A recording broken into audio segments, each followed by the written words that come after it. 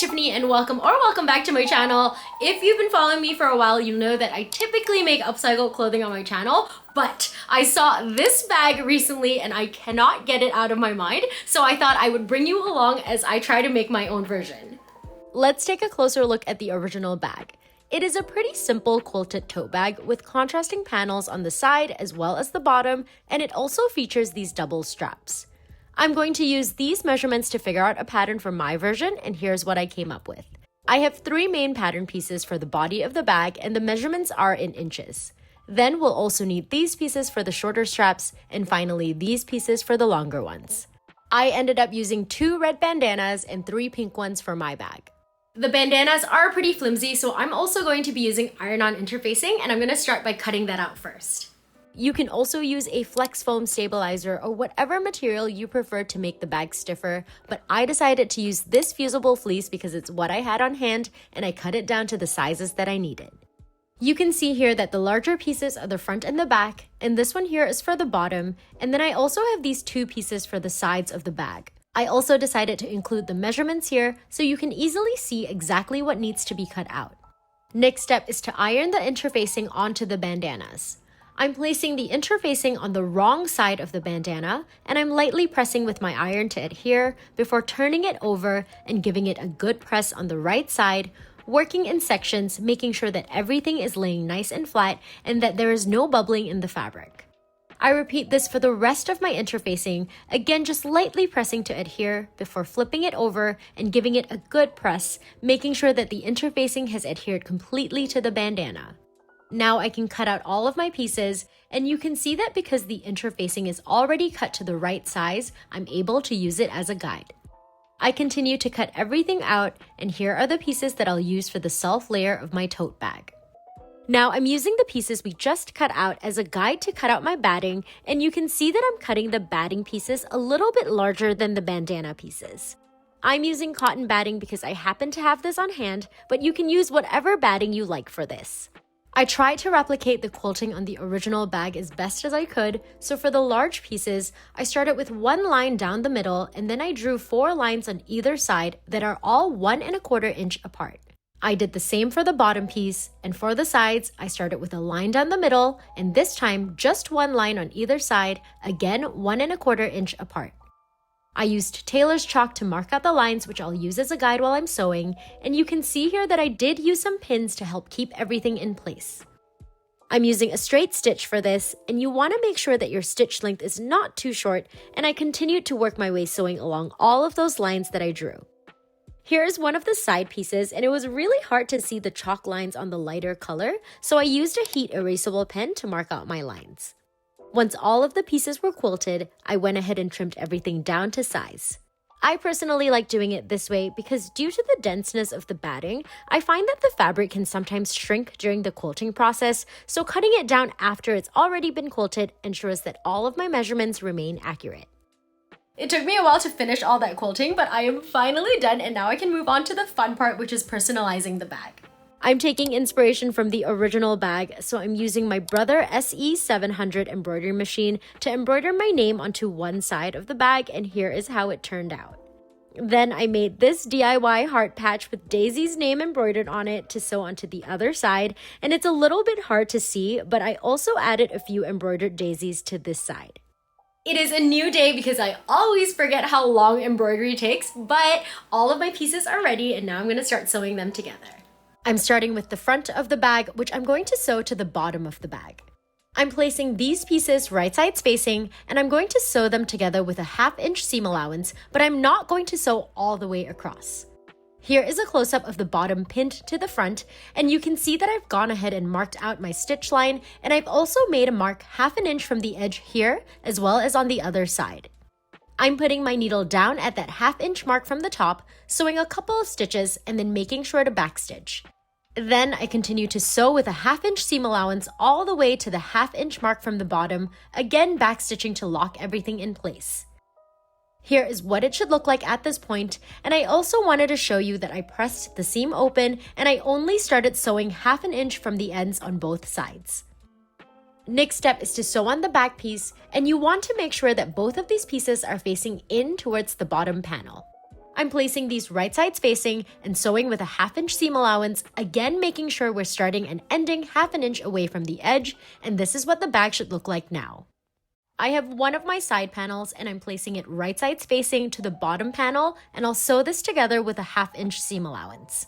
I've got my side panel pinned to the bottom panel, and again I've marked out the stitch line, and just like before, we're starting and ending 1/2 inch away from the edge. Here is what it should look like sewn together, and now I'm going to repeat the exact same steps to sew on the other side panel, and you should have something that looks like this. Next step is to sew the sides of the bag together. I'm starting by matching the side seam along the top section here and pinning that in place. Now I'm just lining the rest of the side seam up, and because we left that 1/2 inch section unsewn, I'm able to tuck the section of the bottom panel out of the way, and I can continue to line up the side seam before pinning it in place. I'm just putting in a couple more pins to help hold this in place while I sew this together. Just in case that was confusing, I wanted to show you all a close-up as well. Here is the front panel that I just pinned to the side panel.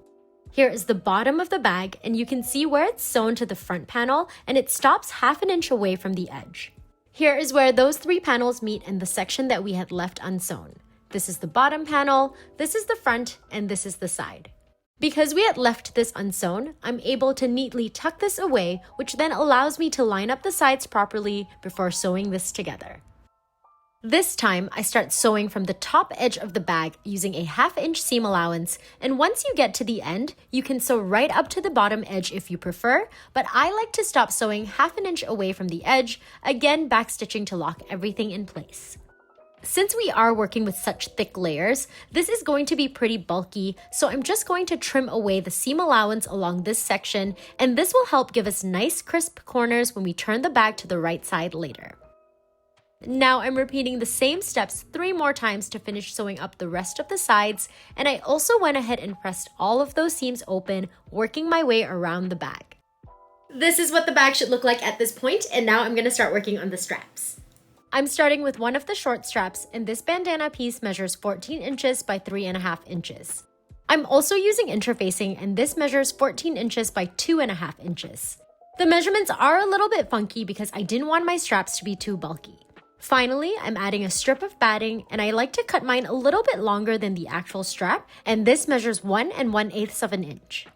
I start by placing the interfacing on the wrong side of the strap with 1/2 inch of overhang on either side, and I press lightly with my iron to adhere before turning it over and pressing again, just like I did for the main pieces from before.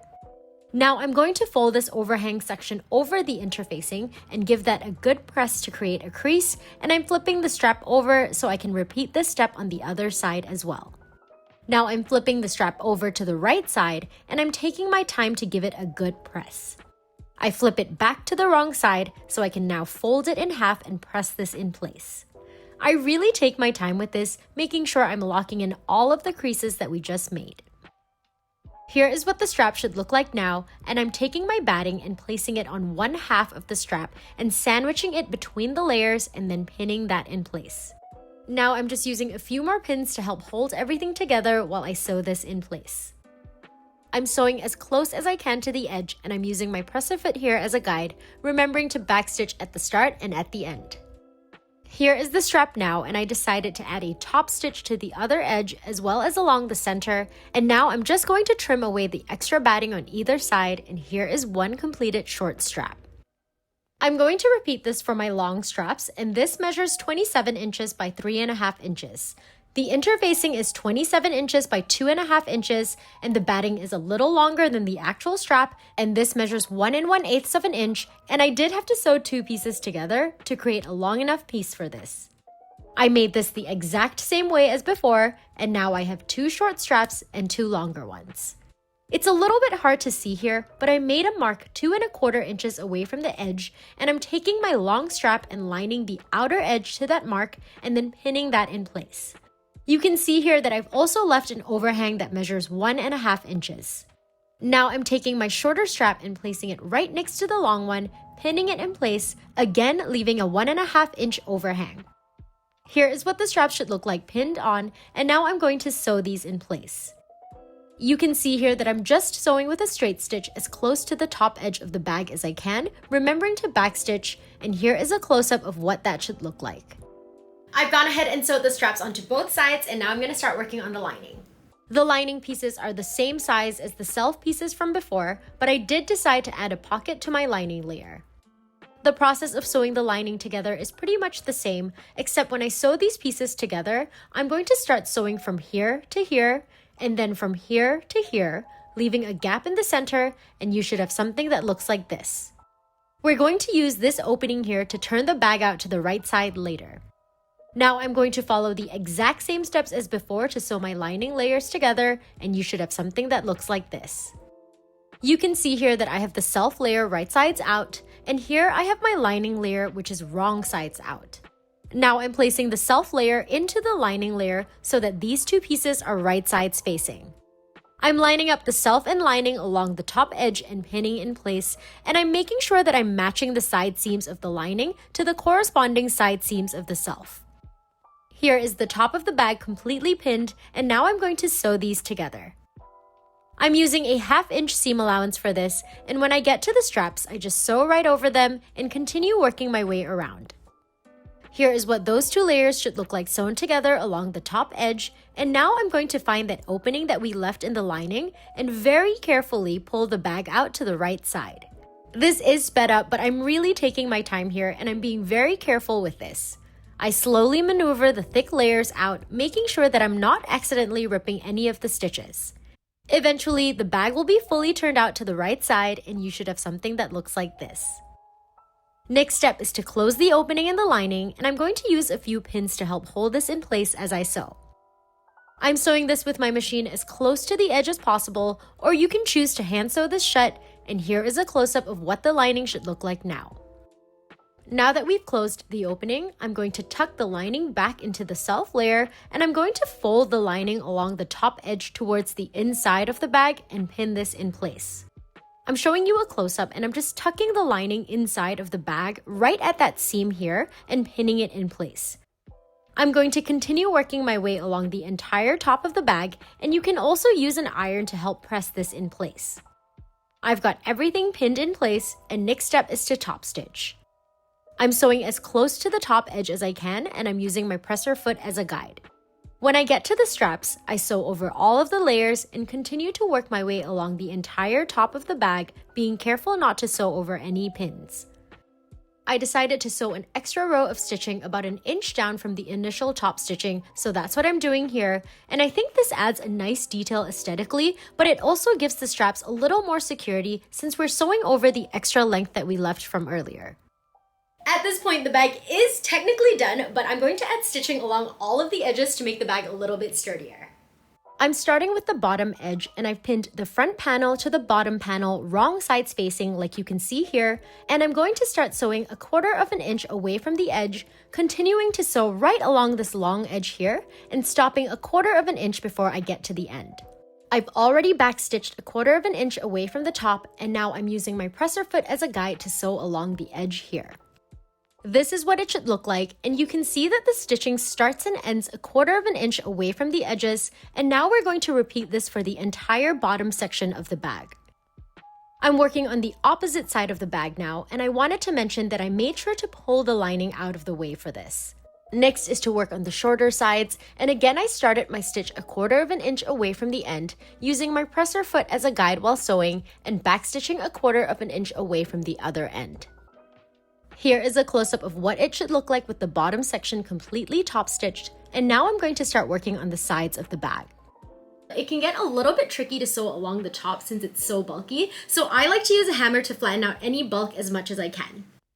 Hammering the fabric reduces bulk, which makes it a little bit easier to slide under the presser foot, and here I am sewing one of the sides along the edge, and again I backstitch 1/4 inch away from the bottom. This step is optional, but you can see how the side that hasn't been top stitched is a bit slouchier in comparison. I continue to top stitch the other side of the bag, and then I trim away any loose threads, and here is the finished bag. I am honestly so happy with how this turned out. I also wanted to show you the inside of the bag so that you can see what the lining layer looks like, and I wanted to quickly mention that only the top section of the lining is sewn in between the stitch line here, and the rest of the lining is left loose. Here is another look at the bag, and I think it does look a lot like the original bag, but let me know what you think, and please let me know if you make one. So I actually made this bag for our girls trip that I'm going to, and I made my friends matching bags as well, and I cannot wait to give it to them. Violet and Emmett on my bag with their names on it.